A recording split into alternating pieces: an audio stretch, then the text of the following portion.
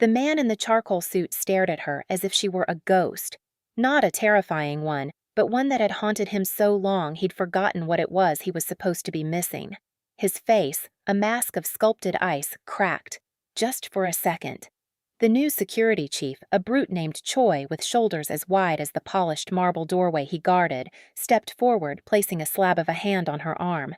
Amara didn't flinch. She had been handled by bigger men for smaller reasons. "Ma'am," Choi's voice was a low growl of practiced authority. "I told you, no one sees the chairman without an appointment." "And I told you," Amara said, her own voice steady, a stark contrast to the frantic hummingbird wings of her heart, "to tell him Amara is here." She had imagined this moment 100 times over the last 3 months. In every version, she was stronger, calmer. She wasn't wearing a slightly frayed coat and sneakers that had seen one too many rainstorms. In her dreams, she was untouchable. Here, in the glacial lobby of Kwan Tower, a building that seemed to pierce the very heavens, she felt small, insignificant, a speck of dust in a sterile universe of wealth and power. But she had to be here. Choi's grip tightened. "The chairman is in a meeting." "He's always in a meeting," she shot back, a spark of her old fire cutting through the fear. "It's what men like him do when they don't want to face the world they've broken." It was then that the lobby, a cavern of echoing footsteps and hushed whispers, fell utterly silent. A new presence had descended. It wasn't loud. It was the opposite. It was a gravitational pull, a sudden density in the air that made everyone turn. Kwon Jinwoo stood at the top of the grand staircase, his hand resting lightly on the obsidian railing. He had not come down. He had simply appeared, a king surveying his domain. He looked thinner. The impeccable tailoring of his suit couldn't hide the new hollows beneath his cheekbones. His eyes, dark and endless, found hers across the vast expanse of marble. They held a universe of pain she knew she had put there. Choi saw him and immediately released her arm, stepping back as if burned. The man's power was an invisible, suffocating cloak. Jinwoo descended the stairs. He didn't rush. Each step was deliberate, measured, the sound of his leather shoes the only noise in the cathedral of silence. He walked past his terrified security chief without a glance. He walked past the receptionists frozen at their desks. He walked until he was standing in front of her, so close she could feel the cold radiating from him. His gaze swept over her, taking in the worn coat, the determined set of her jaw, the tremor in her hands she couldn't quite still.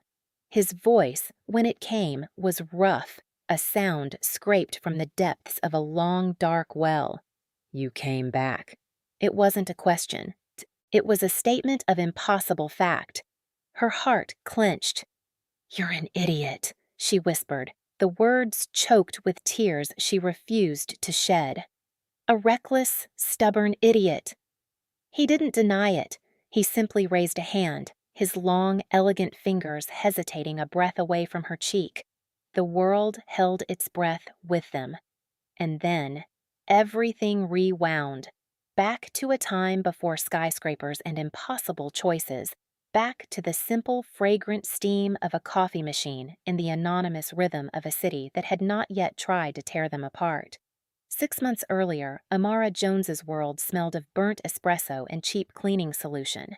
It was a world measured in 8-hour shifts, in the ache in her feet that started as a dull throb and became a screaming fire by midnight. She worked 2 jobs, barista at the Daily Grind from dawn until mid-afternoon, and stock clerk at a dusty independent bookstore, second verse, until closing. Her life was a carefully constructed fortress of exhaustion, built to keep the creditors at bay and to slowly, painstakingly build a foundation for her one precious dream, a library cafe of her own, a place of quiet and comfort, filled with the scent of old paper and fresh brewed tea. A haven. It was a dream so fragile she barely spoke of it, even to her best friend and roommate, Chloe.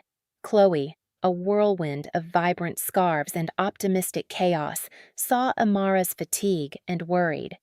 "You're going to burn out, Amma," she'd said just that morning, watching Amara methodically tie the laces on her worn-out work sneakers.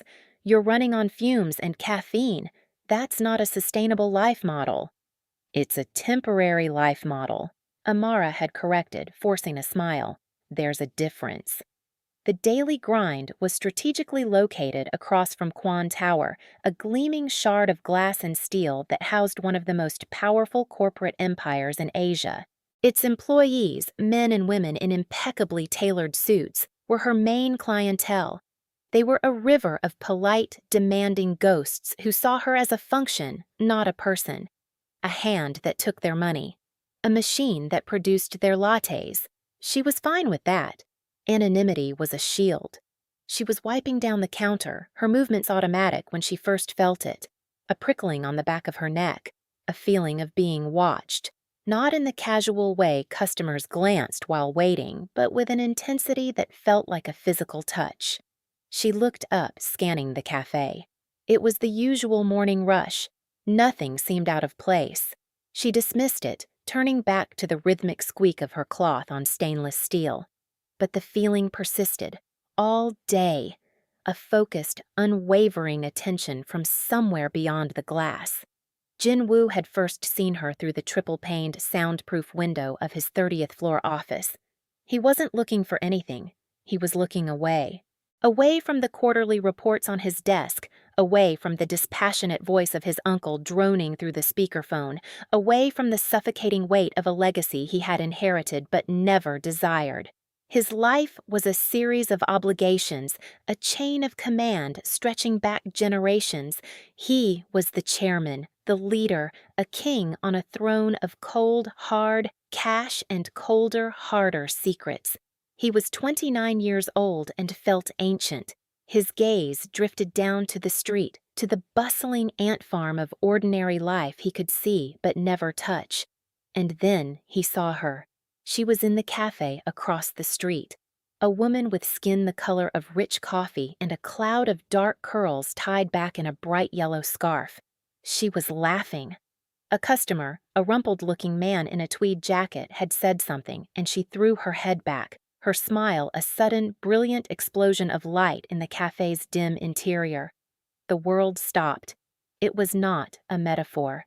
For Kwon Jin-woo, a man whose entire existence was predicated on the relentless forward march of time and profit, everything simply froze. The traffic on the street below ceased its motion. The voice of his uncle on the speakerphone faded into a meaningless hum. The only thing that existed, the only thing that was real, was that smile. It was like a punch to the chest, knocking the air from his lungs, leaving him breathless and utterly stunned. He had seen beautiful women his entire life. They were a commodity in his world, polished and perfect, their smiles as calculated as a stock portfolio. This was different. This was authentic. It was warmth. It was life. It was everything his world was not. He didn't know how long he stood there, mesmerized. When his uncle's voice finally broke through the haze, sharp with irritation, Jin-woo was a different man. Something dormant inside him, something he thought long dead, had just woken up. "Jin-woo, are you listening to me? The logistics for the Incheon expansion are critical." "I have to go," Jin-woo said, his voice distant. He cut the connection before his uncle could protest. He didn't go to the cafe that day, or the next. The idea was absurd. But he watched. From his window, he learned the rhythm of her days. He saw her kindness to an elderly woman who fumbled with her change. He saw her exhaustion as she leaned against the counter during a lull. He saw her frustration when a machine broke down, and her small, private smile of victory when she fixed it herself. He was watching a life being lived, and it fascinated him more than any business deal ever had. After a week of this silent, distant observation, he could stand it no longer. He took the private elevator down to the lobby, his loyal second-in-command, Min-jun, falling into step beside him. Min-jun, a man who had grown up with Jin-woo and knew his silences better than anyone, noticed the change immediately. "Chairman, is everything all right?" "I'm going for coffee," Jin-woo said, the words feeling foreign in his mouth. He hadn't fetched his own coffee in a decade. Min-jun's eyebrows shot up. "I can have some sent up." No, Jinwoo said, his eyes fixed on the glass doors of his building and the smaller, warmer world across the street. This is something I have to do myself. Walking into the daily grind felt like stepping onto another planet. The air was thick with smells he couldn't identify: cinnamon, steamed milk, something sweet and baking. The noise was a chaotic symphony of grinding beans and clattering cups. It was messy. It was alive. It was terrifying. He, who could command a boardroom of cutthroat executives with a single glance, felt utterly out of his depth. He saw her behind the counter. She was focused on her work, a small frown of concentration on her face. She was even more captivating up close. He found an empty table in the corner, a place where he could watch her without being too obvious. Or so he thought. Amara noticed him the moment he walked in. You couldn't not notice him. He moved with a stillness, a coiled energy that sucked all the air out of the room. He was dressed in a suit that probably cost more than her entire student loan debt, tailored so perfectly it looked like a second skin. And he was, to her deep annoyance, devastatingly handsome. But it was his eyes that held her. They were dark and intense, and they were fixed on her. She tried to ignore him. She took orders, frothed milk, called out names. But the weight of his stare was constant. After 20 minutes of him just sitting there, nursing a black coffee he hadn't touched, her patience, already worn thin by a 6-day work week, snapped. She walked over to his table, wiping it down with more force than necessary. "Can I help you with something?" she asked, her tone clipped.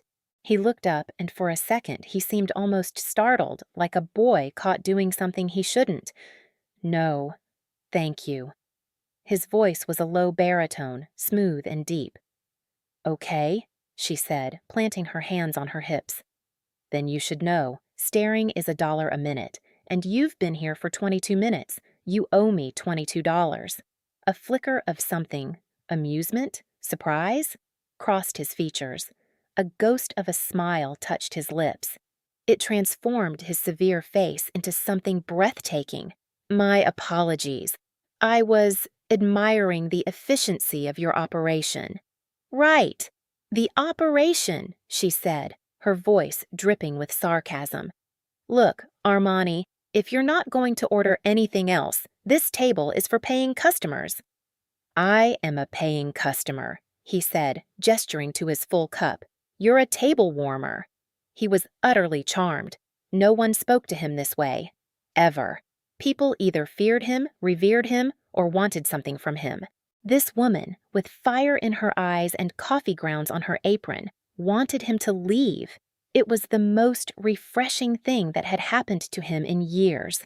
He reached into his suit jacket, pulled out a slim leather wallet, and placed a crisp $100 bill on the table.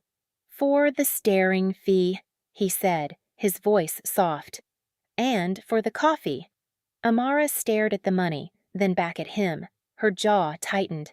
This was a power play, a way of saying, "I can buy my way into anything, including the right to make you uncomfortable." She pushed the bill back toward him. "My dignity isn't for sale, and neither is this table. Finish your coffee or find another operation to admire." She turned and walked away, her back ramrod straight. Jinwoo watched her go, a slow, unfamiliar warmth spreading through his chest. He had been dismissed, and he had never been more intrigued in his life. He left the $100 on the table and walked out. He came back the next day, and the day after that. He always sat at the same table, ordered the same black coffee, and watched her. He never spoke. He just watched. And every day, he left a $100 bill under his cup. Amara, for her part, refused to acknowledge it. She would sweep the money into the communal tip jar without a word, her movements sharp and angry. The other staff were thrilled. Amara felt like an exhibit at a zoo. "Just talk to the guy," Chloe advised when Amara complained about her wealthy stalker. "He's obviously into you, and he's hot, like, ruin your life, hot." "That's the problem," Amara muttered. "Men who look like that, who have that much money, they don't just get coffee. They acquire things. I'm not looking to be acquired." After a week of this silent ritual, Jinwoo changed his tactics. He approached the counter when it was empty. My name is Jinwoo, he said simply. Amara didn't look up from the portafilter she was cleaning. I know. Your assistant called ahead last week to make sure we stocked your preferred brand of ethically questionable coffee beans. He had the grace to look momentarily flustered. Min Jun's overzealousness had its downsides. I would like to take you to dinner. She finally looked at him. No. Why not? Because I don't date customers, and I especially don't date customers who use $100 bills as bookmarks. It was a tip. It was an insult. She countered, her eyes flashing.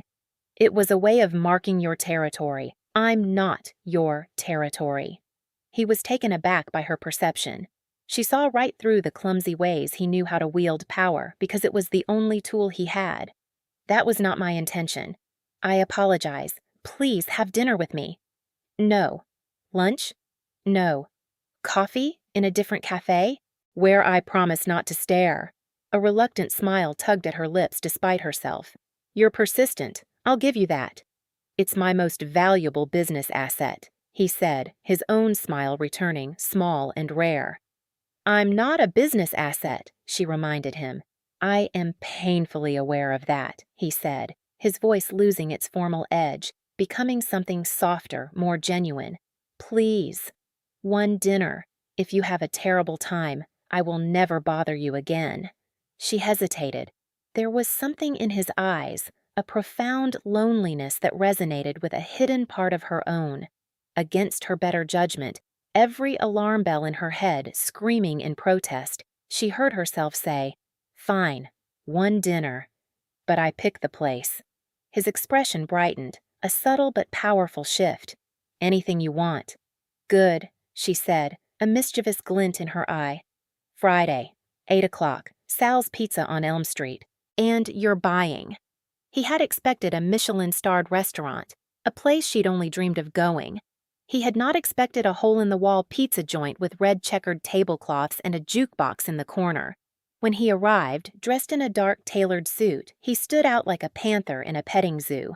Amara was already there, sitting in a booth, wearing jeans and a simple black sweater. She looked comfortable. She looked beautiful. She was sipping a soda, and when she saw him, she laughed. A real, genuine laugh. You look ridiculous, she said, not unkindly. He looked down at his attire, then around the room. He did. He felt ridiculous. I don't own anything else. The honesty of that statement disarmed her. The thought of a man so wealthy he didn't own a pair of jeans was both absurd and a little sad. She softened. Well, sit down, Mr. Kwan. Your chariot awaits. The dinner was a revelation for them both. Stripped of the context of his tower and her cafe, they were just a man and a woman. He was surprisingly awkward, unused to conversation that wasn't a negotiation. He asked her about her life, her dreams. She was guarded at first, but his focus was so absolute, his listening so intent, that she found herself opening up. She told him about her love for books, for creating spaces where people could feel safe and welcome. She told him about her dream. He didn't patronize her or offer to fund it, which was what she expected. Instead, he asked questions. Smart questions about business models, inventory, and location. He treated her dream like it was a viable, important thing. She, in turn, learned things about him. He spoke of the crushing weight of his family's expectations. He never complained, but she could read the weariness between the lines. He had a dry, self-deprecating sense of humor that only appeared when he felt comfortable. He confessed he had never had a slice of pizza before that night. "You've never had pizza?" she asked, incredulous. "What did your parents feed you? Gold bars?" "Something like that," he said, a shadow passing over his face. By the end of the night, as he walked her to her apartment building, the awkwardness had melted away into a comfortable silence. At her door, he hesitated. "I did not have a terrible time," she admitted quietly. "I'm glad," he said, his voice low. "Does that mean I am allowed to bother you again?" She looked up at him, at this powerful, lonely man who looked at her as if she were the only person in the world. Her carefully constructed walls were beginning to crumble. "Maybe," she said, a small smile playing on her lips. "But next time, for God's sake, wear a t-shirt." That one dinner became 2, then 3. He took her to a private showing at an art gallery after it had closed to the public. She took him to a late-night jazz club in a basement, a place so crowded and alive he felt a thrill of something close to fear and then exhilaration. He showed her his world of quiet, opulent beauty. She showed him her world of vibrant, chaotic life. They were from different universes, and yet they found a common ground, a shared space where they could simply be Jinwoo and Amara. He was falling in love.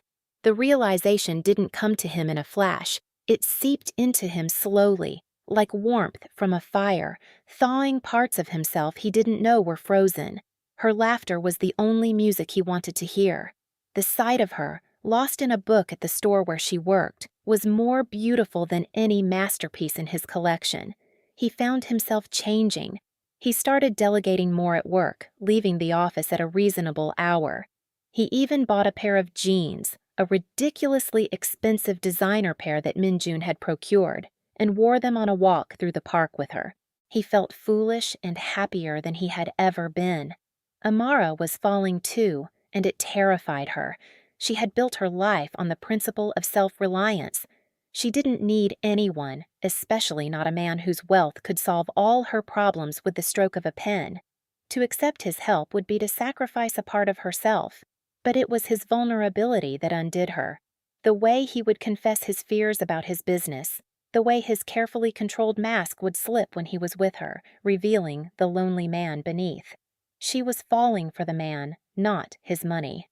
But she knew with a dreadful certainty that the two were inextricably linked.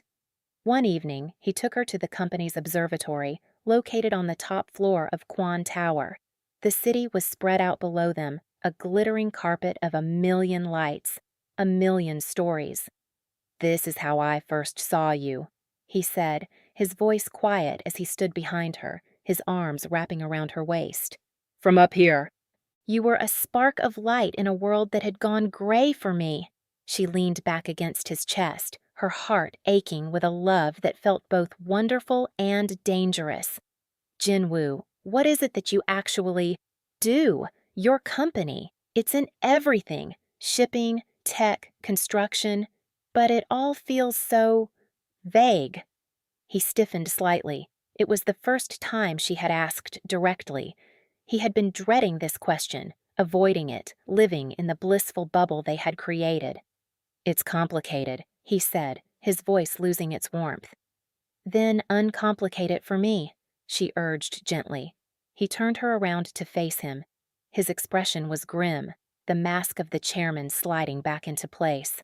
"Amara, there are things about my family, about this business, things that were built long before I was born.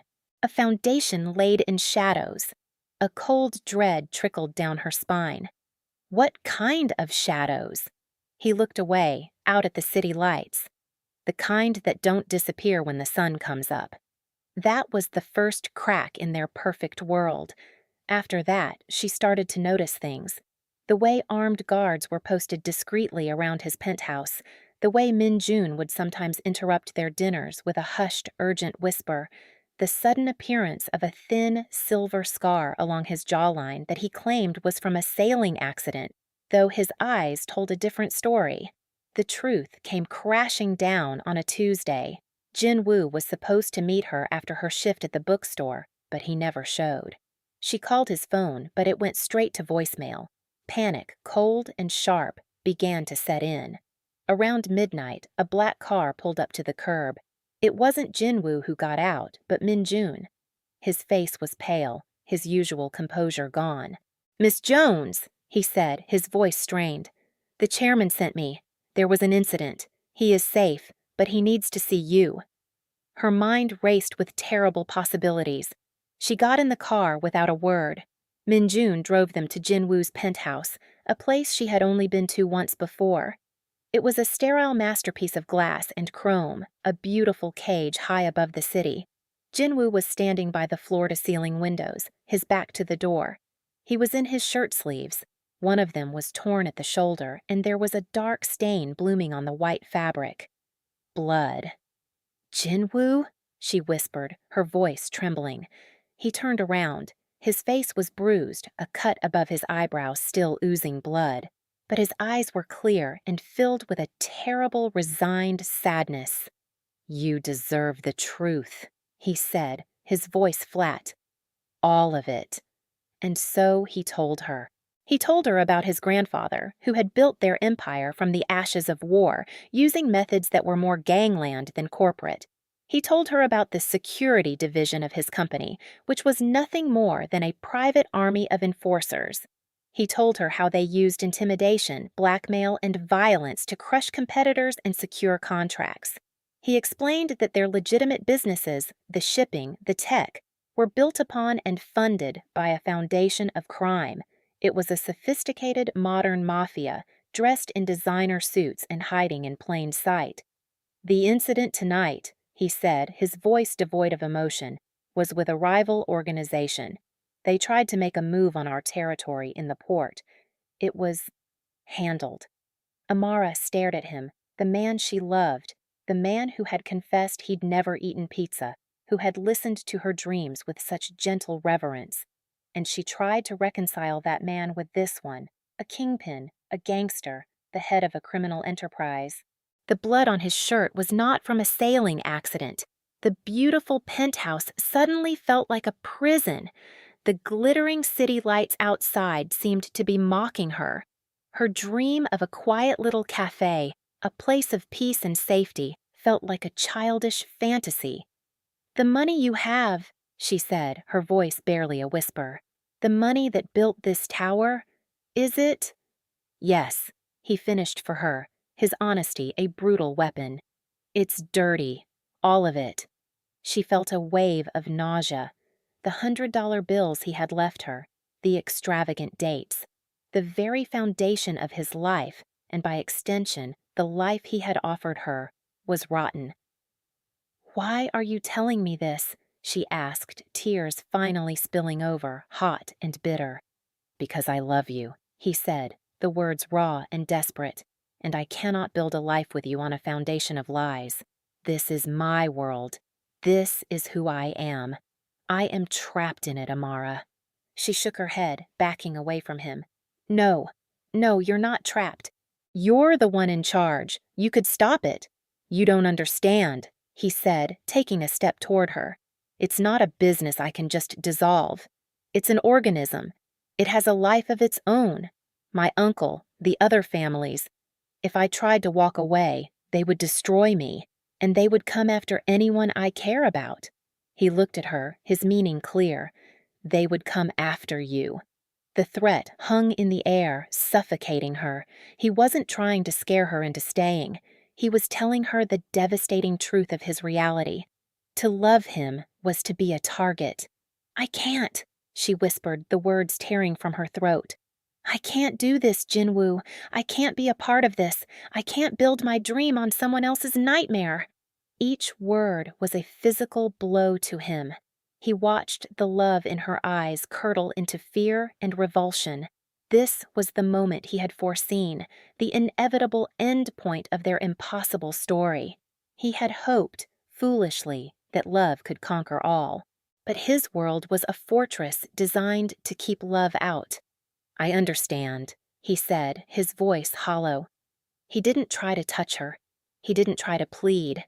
He just stood there, bleeding in his perfect palace, and let her go. She turned and fled. She ran from the penthouse, from the tower, from the man she loved.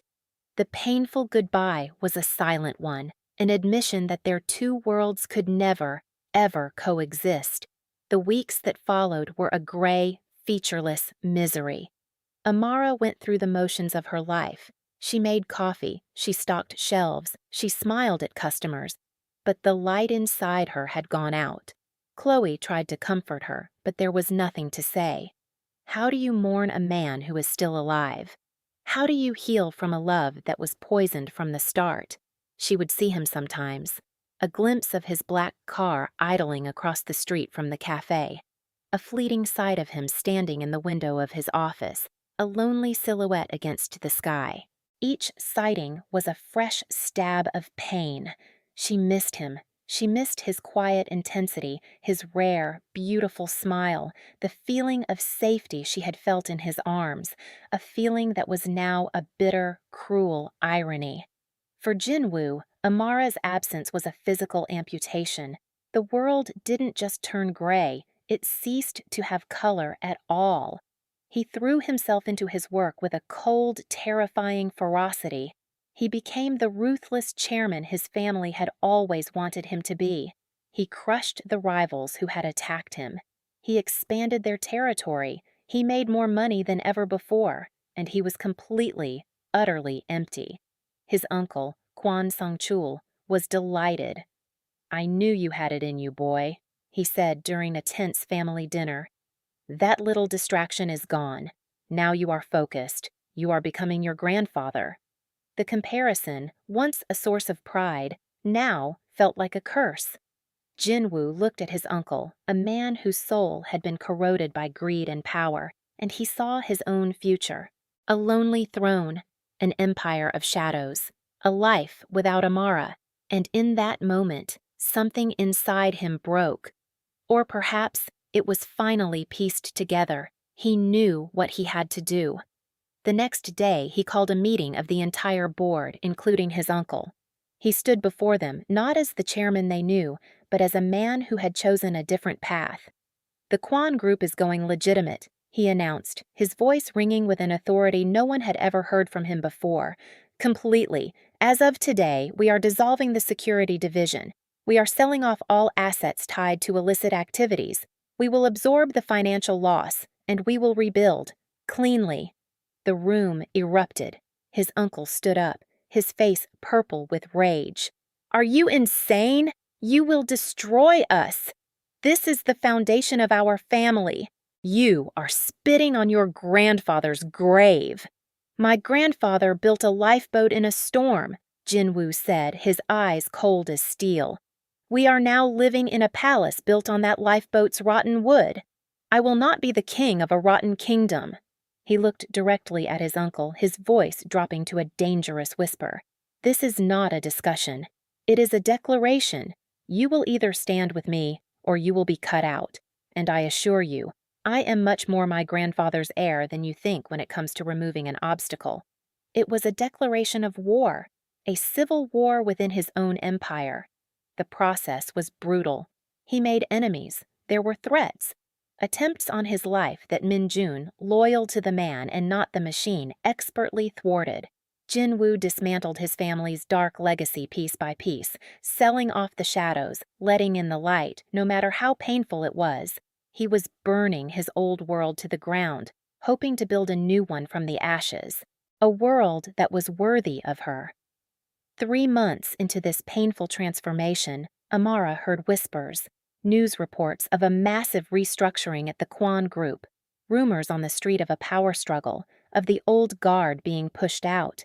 She knew, with a certainty that made her heart ache, that this was for her.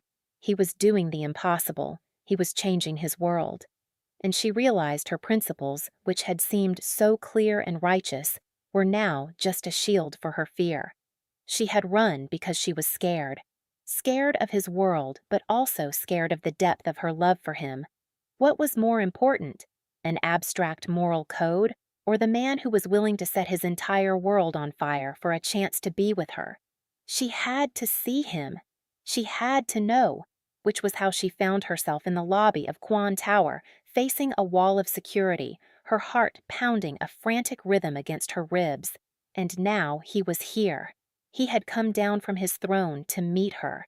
He stood before her, the king of a broken empire, his eyes pleading with her to understand. "You're an idiot," she whispered again, the tears finally coming. A reckless, stubborn idiot. His hand finally completed its journey, his fingers gently brushing against her cheek, wiping away a tear. The touch was electric, a jolt of life. "I know," he said, his voice thick with emotion. "Is it true?" she asked, her voice trembling. "What they're saying?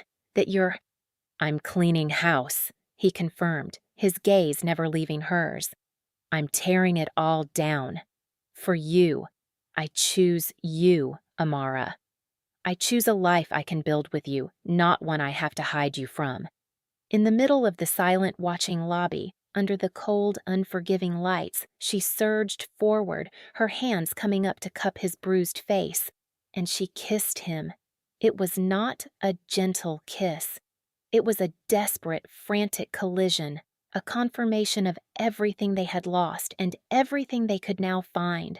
It was a kiss of forgiveness, of hope, of a future that was no longer impossible.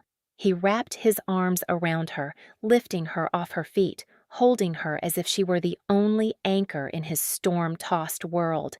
The entire lobby, the security guards, the receptionists, the executives, they all disappeared. There was only him and her. 1 year later, the world smelled of old paper and Earl Grey tea. Amara stood behind the counter of her very own library cafe, the Quiet Chapter. It was everything she had dreamed of: cozy, warm, filled with overflowing bookshelves and comfortable armchairs. She had built it herself, with a legitimate small business loan from a bank that was now a subsidiary of the newly restructured, completely legitimate Quan Global. Jinwoo had kept his word. The transformation had been costly, both financially and personally. He had lost half his family's fortune and made powerful enemies. His uncle was living in forced exile. But for the first time in his life, Kwon Jinwoo was free. He was no longer a kingpin. He was just a man who spent most of his evenings in a quiet cafe, reading a book in a worn armchair, waiting for the woman he loved to finish her shift.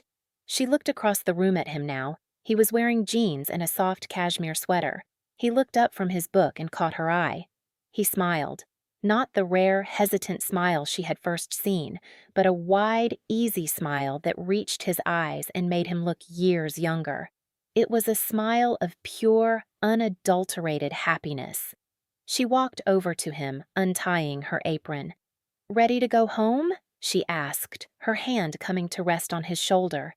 He placed his hand over hers, his thumb stroking her skin. "I am home," he said, his voice soft. He had torn down an empire for her, but she knew the truth. He hadn't done it for her. He had done it for himself. She had just been the one to show him that he was worth saving, that a life of quiet love was worth more than a kingdom of shadows. She had been the spark, but he had been the one brave enough to walk out of the darkness and into the light. This story teaches us that true love is not about finding a perfect person, but about inspiring and supporting the person you love to become the best version of themselves. It is about the courage to dismantle a world built on fear and darkness in order to build a new one founded on honesty, respect, and a shared future. Redemption is not a gift that is given, but a difficult path that one must choose to walk, and love is the light that makes walking that path possible. We really hope you enjoyed this educational piece of content and hope that you could understand the moral lessons behind it. If you were moved by Amara and Jinwoo's journey, please show your support by hitting the like button, subscribing to our channel for more stories like this, and sharing it with someone who appreciates a tale of love conquering all odds. We'd love to hear your thoughts in the comments below. What did you think of the moment Jinwoo confessed the truth about his family? Was Amara right to leave him? Let's discuss it. And finally, we want you to help decide our next story. Should we tell the story of Minjun, the loyal second-in-command, as he finds an unexpected love while protecting his boss? Or would you rather hear about Chloe, Amara's best friend, and her own chaotic search for a love that's less life-threatening? Vote in the comments, Minjun or Chloe.